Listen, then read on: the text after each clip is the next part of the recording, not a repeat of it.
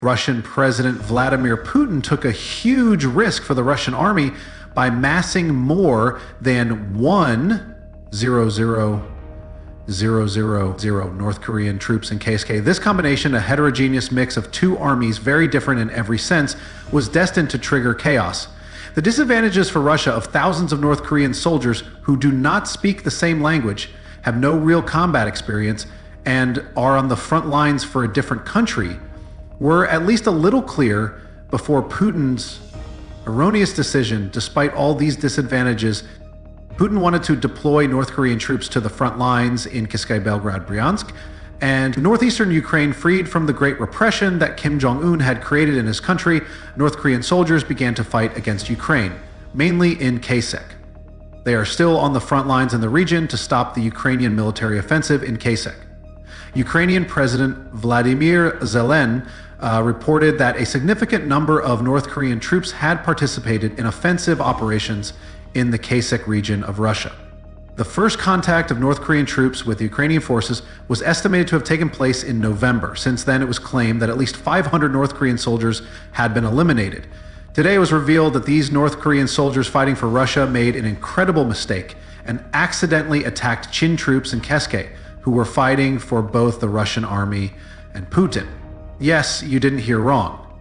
Jong-un's troops dramatically put Putin and Kryvyi Rih, most elite troops, under fire in the Kherson Oblast. We will now take a closer look at how the Ukrainian armed forces succeeded in KSKK without firing a single bullet, thanks to the North Koreans.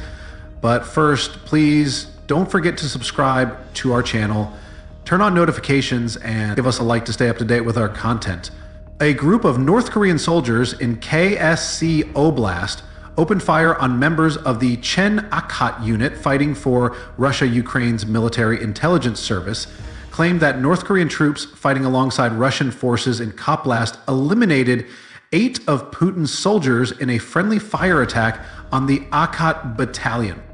The fact that no casualties were reported from the Akat battalion during the friendly fire, only Russian soldiers were knocked out of the battle, is likely to seriously shock Putin. But what was the main reason why North Korean troops fired on the Chin Akat battalion while eliminating the Russian soldiers who were with Kadyr's troops at the time?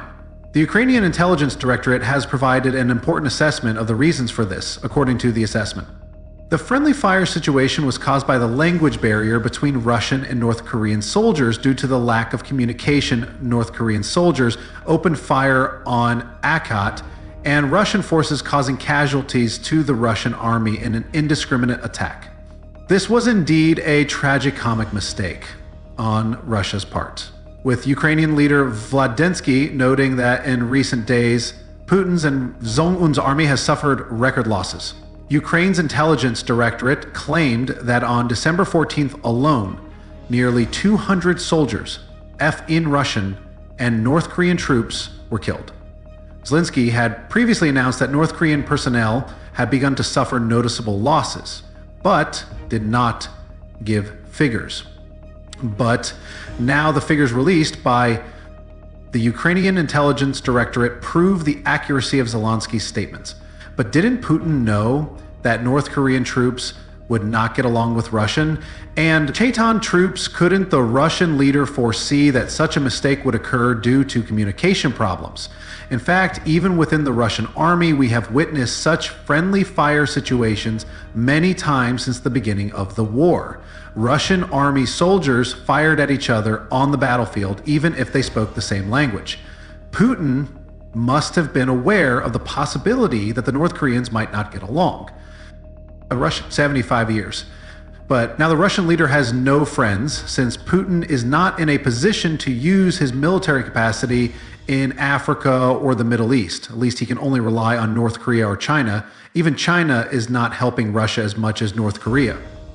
That's why Putin has to rely on Jong-un in the Ukraine war. This means that the scandalous incidents of North Korean soldiers on the battlefield, such as friendly fire, do not matter much to Putin. After all, Putin's goal is to replace the Russian army's military losses. which have reached nearly 700, however.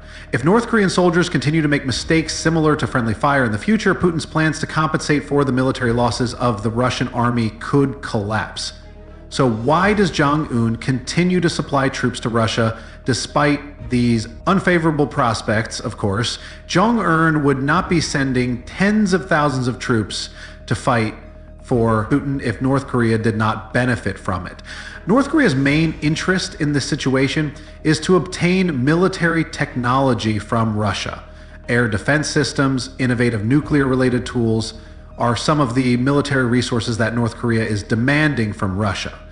Putin's role in providing such military resources to Jong-un is unique, especially in this critical period when North Korea wants to put more pressure on South Korea.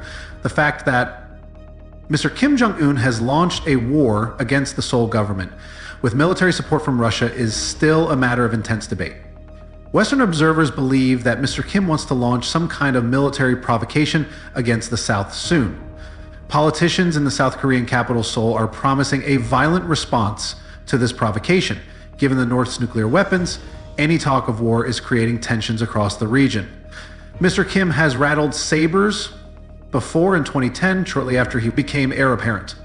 North Korea sank a South Korean ship and then bombed a South-controlled island off the peninsula's west coast. He also increased North Korea's military arsenal in the last decade. There have been more than 224 ballistic missile tests, compared to 16 between 1997 and 2011, according to the Institute for Science and International Security. An American think tank, North Korea, now has enough fissile material for 35 to 63 nuclear devices. This number has increased from 5 in 2005 to 13. In addition, the North now has about a long-range artillery pieces trained in Seoul. Several trends make Mr. Kim's latest rhetoric alarming. First, in a speech on December 31st, he abandoned the policy that North Korea has served, at least tokenistic, for decades, that reunification through cooperation with the South is the regime's ultimate goal. Henceforth, inter-Korean relations are on a par with those between two enemy states. Since then, Mr. Kim has called for the South to be classified as a permanent enemy, according to Mr. Jong-un. Any move by South Korea, even an inch closer to the North's territory, waters, or airspace, would be considered a provocation for war in February.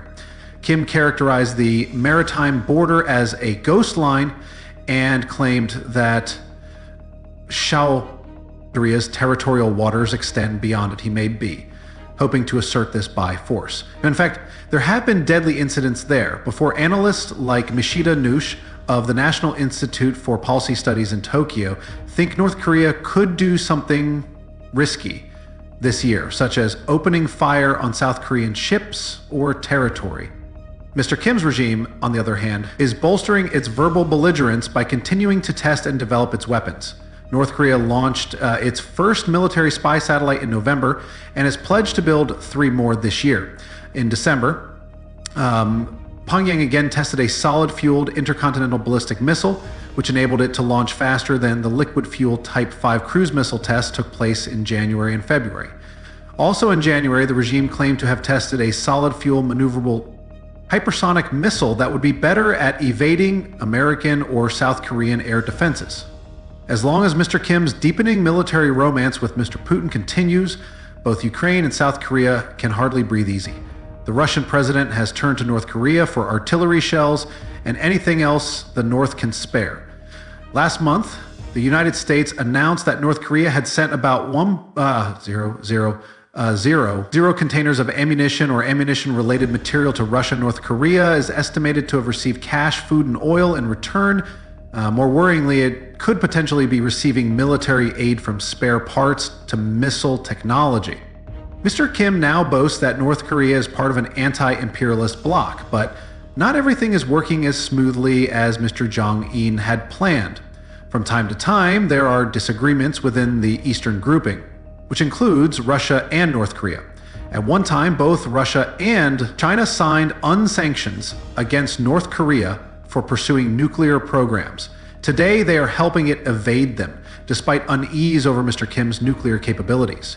China has refrained from criticizing the recent missile tests and cites North Korea's reasonable security concerns, the Chinese wing continues to buy sanctioned coal from North Korea and even provides old boats for its smuggling. So, while there are sometimes problems within the eastern flank, Russia, North Korea, and China are instantly united in a common front against the West. There is a deterrent that could cause this front to disintegrate. This deterrent is seen as the possible return of Donald Trump to the White House in January, but according to Western observers, this seems more difficult than before. In 2018, Mr. Trump became the first American president to meet a North Korean leader, leading to a pause in the North Korean War as the peninsula was swept into a whirlwind of summits. Those talks broke down in 2019, and Mr. Kim resumed weapons tests. Mr. Trump appeared to harbor no ill will in January. He bragged about how famous he was with the dictator.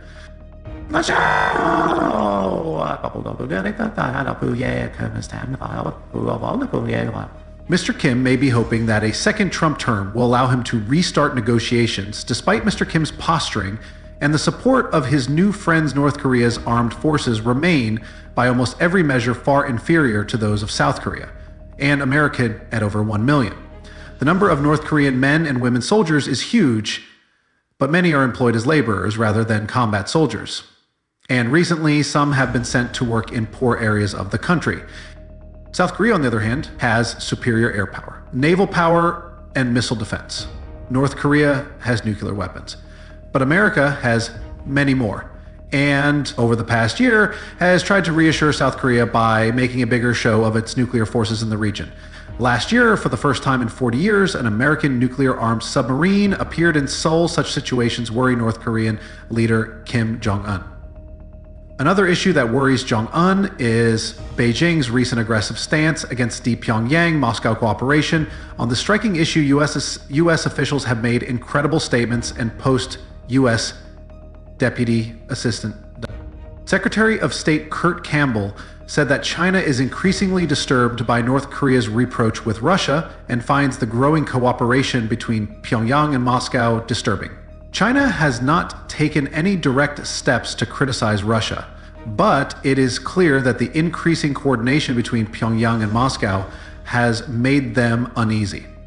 However, analysts differ on whether there is a serious rift between China and Russia. Some analysts believe that if Russia were to provide nuclear assistance to North Korea, it would strengthen American alliances in East Asia and perhaps create a real NATO in such a scenario.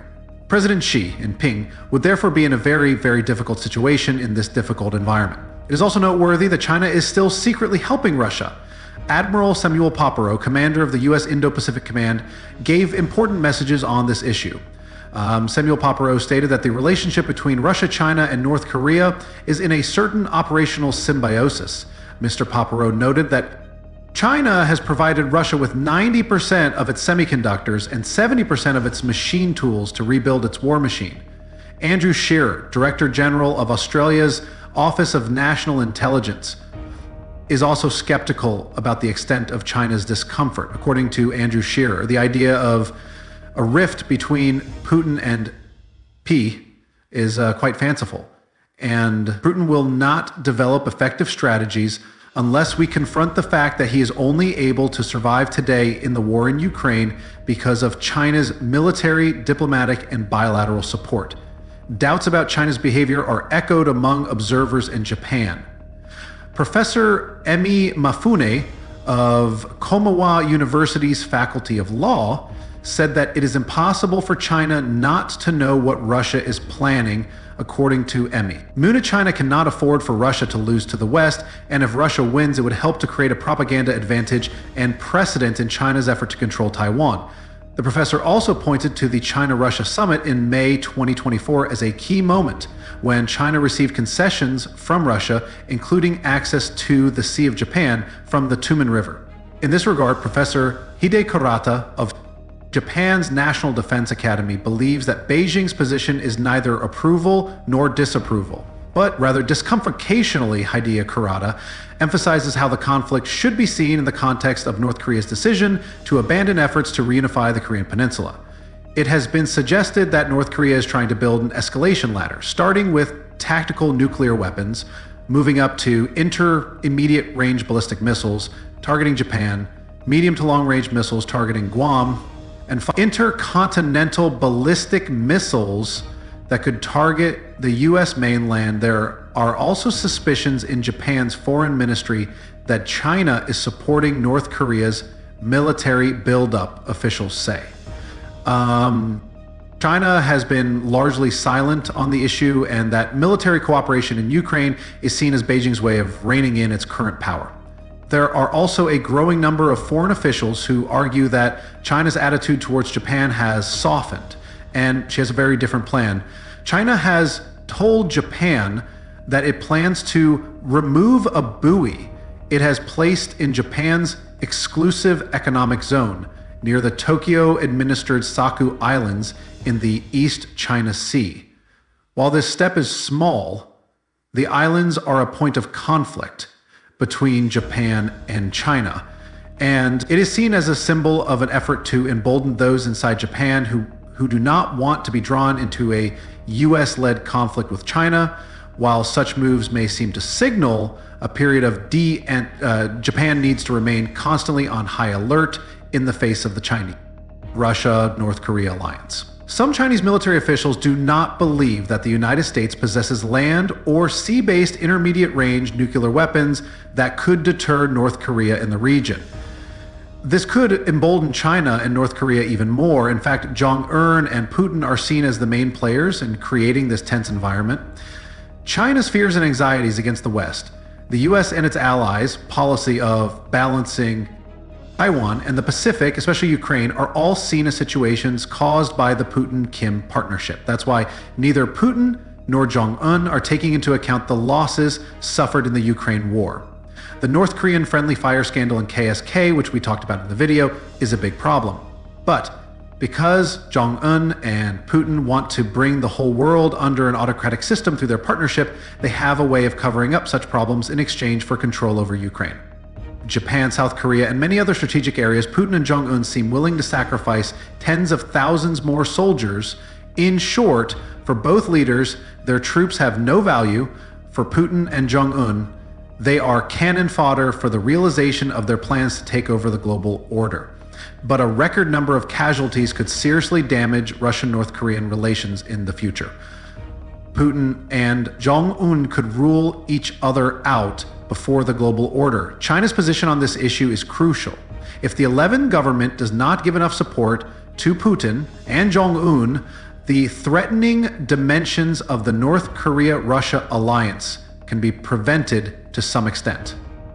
Thank you for tuning in. The unfolding dynamics between Russia, North Korea, and China in the current geopolitical landscape highlight critical lessons for global stability and international relations. One key takeaway is the significant impact of alliances and partnerships, both in strengthening or destabilizing regional and global peace. The cooperation between Putin and Kim Jong-un, while strategic from their perspectives, underscores the risks of alliances formed without shared long-term goals or mutual understanding. The friendly fire incidents involving North Korean troops on Russian allies, for instance, reveal the limitations of such partnerships driven purely by necessity rather than trust or effective communication. Moreover, the pursuit of military dominance at the expense of diplomatic solutions serves as a reminder of the devastating human cost of war. The willingness to sacrifice thousands of lives to achieve geopolitical objectives reflects a troubling devaluation of human life. Leaders and nations must prioritize diplomacy and international collaboration over militaristic strategies, which often escalate conflicts rather than resolve them. The tragic irony is that such actions frequently weaken rather than strengthen the initiators, as seen in the strain between Russia, North Korea, and even China. Some things have changed. Putin is now just kind of Putin.